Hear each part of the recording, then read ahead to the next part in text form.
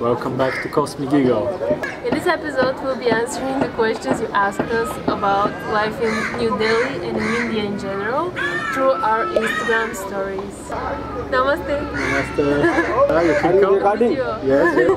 नमस्ते जी. Namaste ji. How are you? Very good. अब चेहरे तो खुशी हुई. हाँ, आपसे मिलके बहुत खुशी हुई. Okay.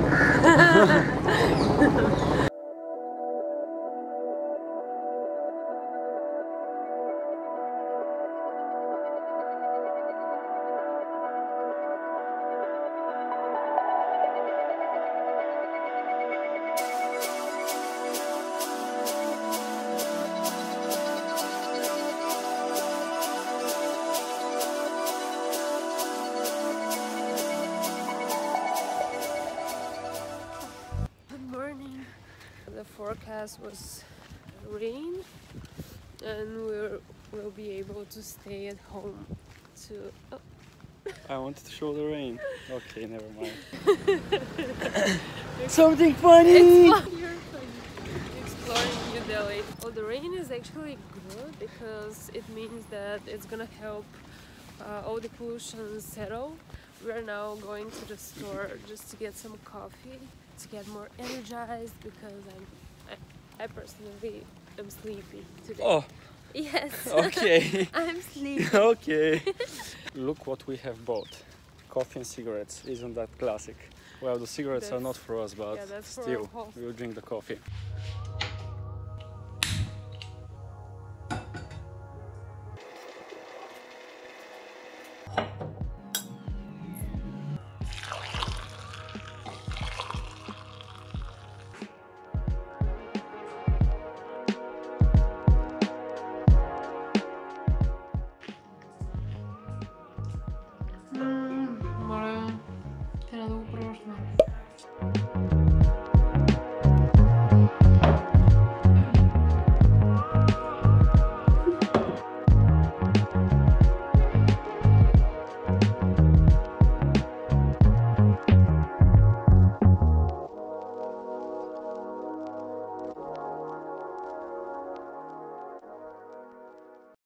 People from Tomorrowland, look at her. She's not grumpy today, she's...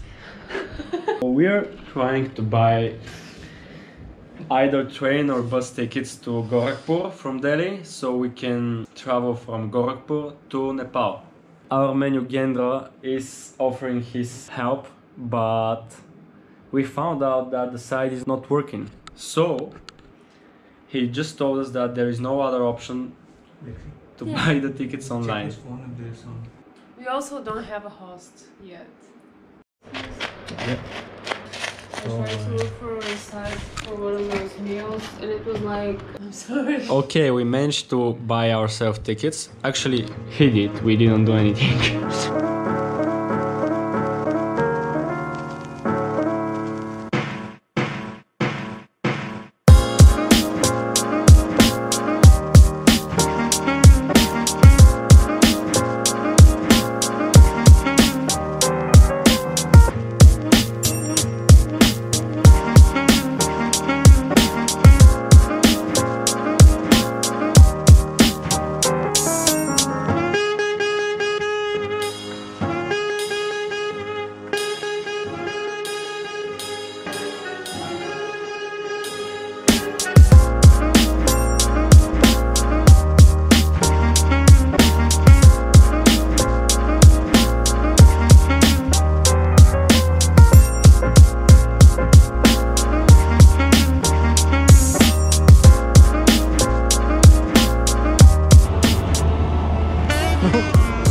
She'll kick you.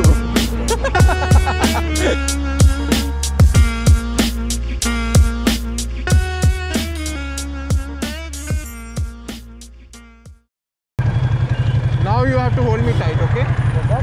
Hold me tight, hold me tight. Yeah. Whatever happens, don't panic, okay? I just love when somebody tells me that.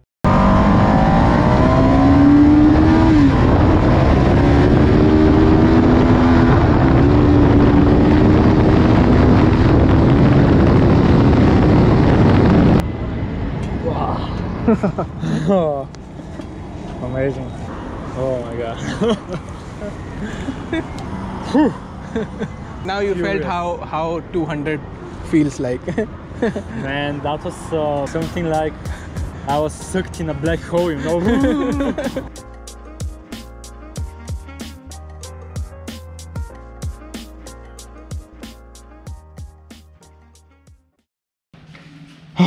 Okay guys, it might be a little late, but better late than never. We are preparing typical Bulgarian dishes for our friends from India. This is mishmash and the main chef Lexi. And this is tarto. We have the milk, we have the cucumbers, we have the salt and pepper. Now we are cutting the garlic, in the end some walnuts. That's why it's called mishmash.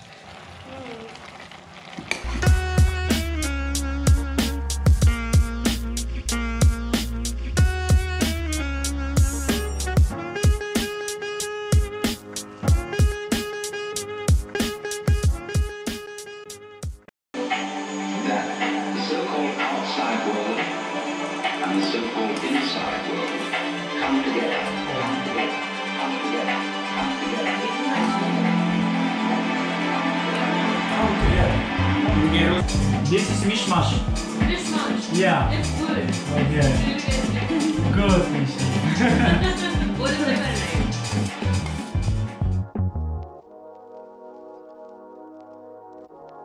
What is the vibe here and what does it smell like? Is the traffic crazy like some people say? For me, it's first of all chaotic, really chaotic. Yes, the traffic is quite crazy, quite intense. Like there is no rules, but people actually can handle that here. I mean, they know when to stop. Horning is crazy, they horn all the time.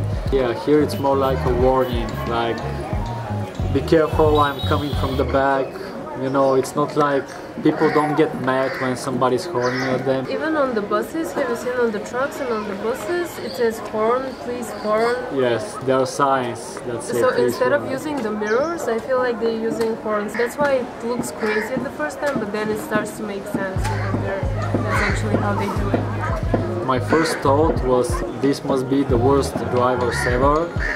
But after, I don't know, 10 to 15 minutes, I actually realized that you have to be a hell of a good driver to can handle this kind of traffic here. Oh, how does it smell like? Okay, I can say for sure that there is one specific smell here in India that comes from a particular tree, and this tree is called Ratrani, and it blooms around I think around Diwali. Around Diwali festival. Also incense sticks and a lot of spices. Yes, there's a lot of street cooking everywhere, so the whole city smells like very, very tasty food. Sometimes it smells like garbage because yes, we cannot hide it. There's a lot of garbage here. Actually, this is one of the things I didn't like, that people just throw their trash wherever they want. Ooh. Next question. Is it easy to find someone who speaks English? Do Indian kids speak English? How do people learn English? Actually, English is one of the two official languages here in India, except Hindi.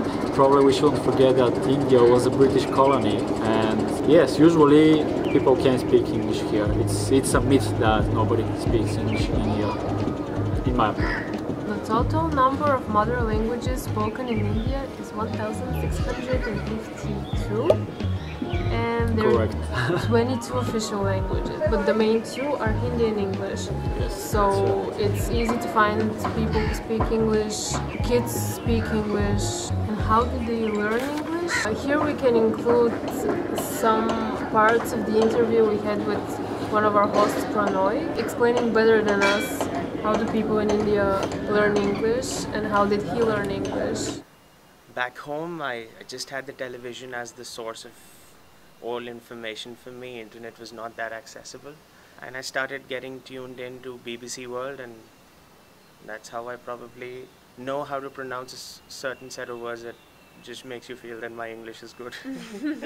How do other people learn English then in India? Well, the general way of going about learning English was to just depend on what school are you from.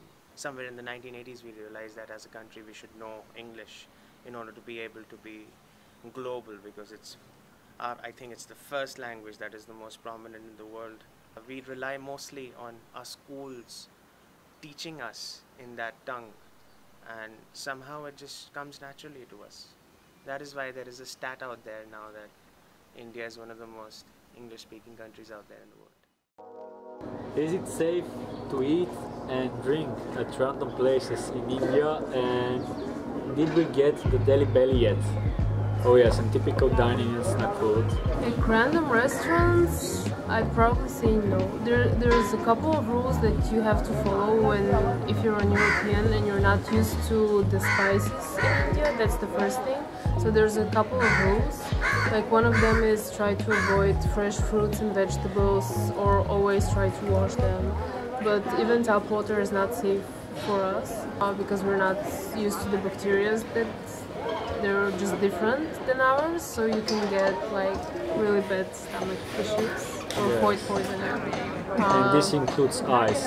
Whenever you go to a random place and you order a drink, always say that you don't want ice, because you know ice is made from tap water and you have to be cautious. So you can boil water, that's the safest way to drink it. And at the same time, even if you try street food, which is popular to be very problematic for Europeans, it may not cause problems for you just because it's cooked. However, we still didn't get the Delhi belly. No Delhi belly for us, no problems, but we have to say that Oh, we were drinking probiotics? Yes, we drink probiotics every day, so this might be the reason that we're in a good health condition, but yes, I think this is just like a precaution, so keep it on dining and snack food. For me, one of the best Indian dishes is paneer butter masala. Oh yes, that's what I love. Chapati is the bread, like paneer is kind of a cheese, but not really, more like a tofu with a lot of gravy, and you can eat it with rice or bread, so it's really delicious. Another thing is raita. This reminds me a little bit of our Bulgarian tarator. It's like yogurt with onion, cucumbers, peppers. And let's not forget about the famous lassis, which are a blend of yogurt, water, spices and sometimes fruit. Okay, next question is cultural differences, which is a very deep topic, so we can say a lot of stuff here. Like if we compare Europe and USA to India, while being on the food topic, we can say that here people eat with hands. Another thing is that usually there is no toilet paper here. So yeah, that's great at the beginning. At the beginning. So you get used to it. Yeah. A lot of times I saw that there is no respect for queues. Whenever you just queue to buy something and people just come in front of you, and here people just do it. So we don't get offended by this. Besides street dogs, there are also street cows, street goats and monkeys here, which is also very different for us. Yes, actually now we are really cautious, because if a monkey comes, it can take the camera. It can steal our camera, and I have to run after it. Before you enter a temple or someone's home, or even at some restaurants, we had to take our shoes off, so it's really common here. Yes. There's different prices for foreigners, like even it's official, it's written on the... What? Official. At what? Official. Oh, official, yeah, it's official. So prices are different.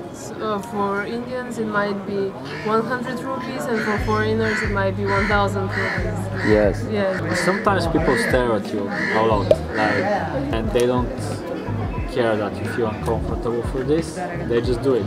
Most of the people we see on the streets, especially after 5 or 6 p.m, are men. Here it's accepted that women stay at home, make the dinner, clean. It's more like patriarchal society where men are responsible for work. Meanwhile, women stay at home and just do chores. If people want to talk to you, they'll just come like this. There's no private space here. Religions and temples. India is home of 90% of the Hindus around the world. But here in India, about 80% of the population are Hinduists, followed by approximately 15% Muslims. This is boat. Sorry? Both. While speaking of religions and temples, we have to say that we tried to reach Akshardham Temple in New Delhi, which holds the World Guinness record for the largest comprehensive Hindu temple. We were surprised when we realized that you cannot enter inside with any kind of technology. The only thing you can hold on you is like passport, ID card and wallet. Every other thing is absolutely forbidden. You can leave it in a plastic box just inside a room. There are no lockers, and it seems kind of not that safe. We decided that the only way we can enter Akshardham is by taking turns. First, yes, sir? Is it recording? Yes. Yes. I would advise you to move somewhere because the person standing here might have some other plans. Really? What do you mean? Yes, that's why he's standing here. And you might want to grab that camera. Do you think so? What place? Why?